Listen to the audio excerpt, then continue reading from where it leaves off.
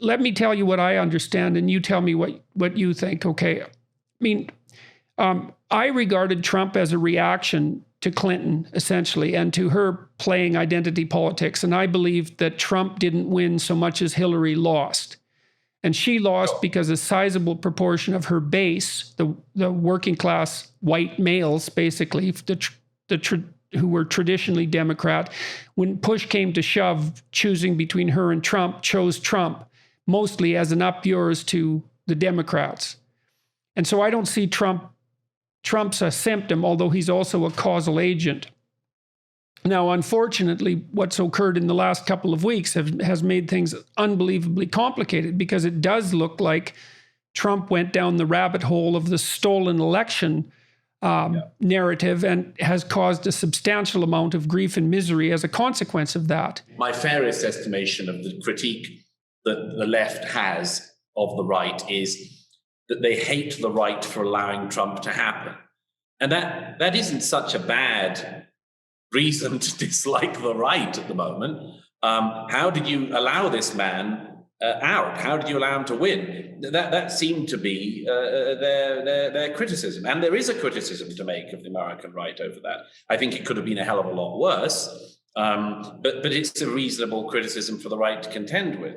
The problem is... Well, the right has to contend with the potential power of a kind of mindless populism, just as the left has to contend with the constant potential to be swamped by intellectual-like ideology. And yes. So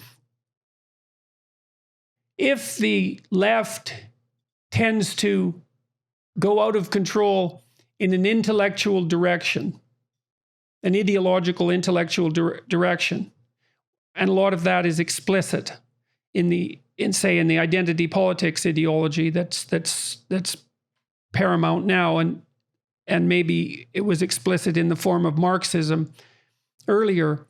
The right can easily respond to that with a pronounced implicit anti-intellectualism.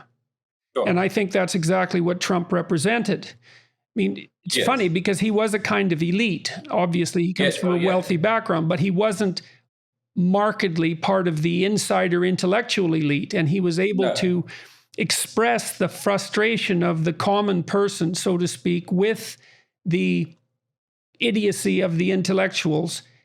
Yes. In the manner that he acted, essentially, and in whom he had contempt for, I suppose. And you could blame that on the stupidity of the people who voted for Trump, but you could equally point to the red flag that was being waved in front of their face by the identity politics types. And again, that's another place where a positive feedback loop can easily become instantiated. The issue is how to dampen this down. One of the other things I noticed was that, of course, on the right, there was a certain type of voter on the right in America who didn't just make peace with Trump, which was something that you could do. I wrote about this a number of times. You could say, well, these are the things he did which are reasonable, or, we're in power, so we should try to make sure that we exercise it well and have whatever impact we can to improve the administration.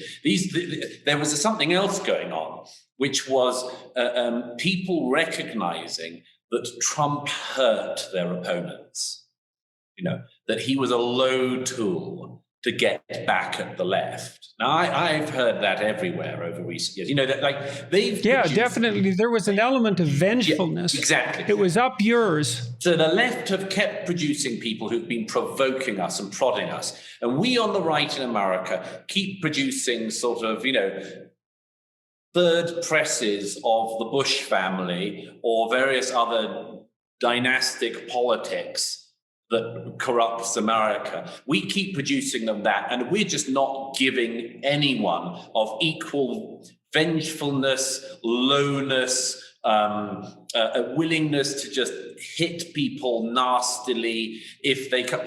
Trump was willing to do a lot of that stuff, if not all of it. And a certain type of right-wing voter had had enough and was willing to get the only person willing to play the left on equal terms. And one other thing from that, of course, he did something that, again, the right has historically sort of not been very good at, which is having a program of his own, not just fighting the next battle you're going to lose. You know, if people tend to think of the battleground of politics as being sort of level, and it isn't. At times it tilts more one way than the other.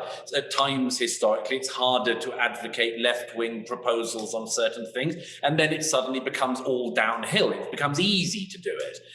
It's in the same way, the right tends to be at a disadvantage, constantly having to push uphill, and inevitably what it does is it makes a compromise with the latest left-wing demand, and therefore the left actually accumulates a bit more power, a bit more influence, a bit more furtherance of its ideology. And that slightly sloped situation had existed in American politics in the views of a lot of people on the right for some years. Donald Trump comes along and seems to do that to it. He seems to be willing to say, no, we're not just going to be on the back foot fighting the next thing the left's going to win. We're actually going to do stuff of our own.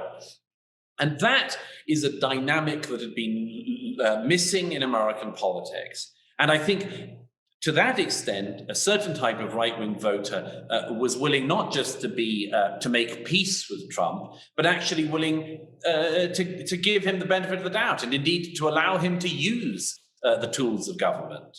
When I channeled my inner redneck, which wasn't that difficult, given that I'm from Alberta, which is a rather conservative and sort of self-consciously proud redneck Texas of Canada, I suppose. And I'm not saying that in an entirely disparaging way. There are certain advantages to that. Anyways, when I was channeling my inner redneck, I could certainly come into contact with feelings of exactly that type. It was because I could imagine myself in the balloting chamber reaching out to put the check mark next to Hillary's name and saying, "Oh, to hell with it," which is a hell of a thing to say in the ballot room, and putting a check by Trump's name.